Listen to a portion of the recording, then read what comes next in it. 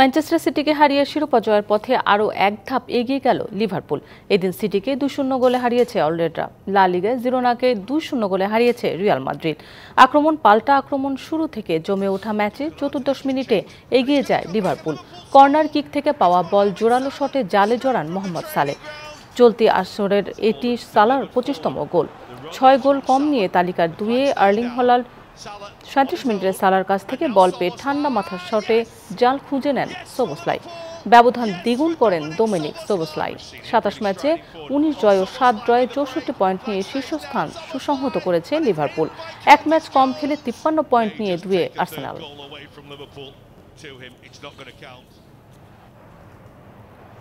এদিকে লা লিগায় জিরোনাকে হারিয়ে বার্সার পাশে নাম লিখিয়েছে রিয়াল মাদ্রিদ। পয়েন্ট টেবিলের দু দলের সমান 54 পয়েন্ট। সান্তিয়াগো বার্নাব্যুতে আধিপত্য বজায় রেখেই খেলতে থাকে রিয়াল, কিন্তু গোলের দেখা অপেক্ষা করতে হয় 41 মিনিট পর্যন্ত। দলটিকে লিড এনে দেন লুকা মদ্রিচ। আর 83 মিনিটে ভিনিসিয়াস জুনিয়র গোল করেন। 2-0 গোলের জয় নিয়ে মাঠ ছাড়ে রিয়াল মাদ্রিদ। চলতি মাসে লা লিগায় এর আগে 3টি ম্যাচ খেলে জয়শূন্য ছিল রিয়াল মাদ্রিদ।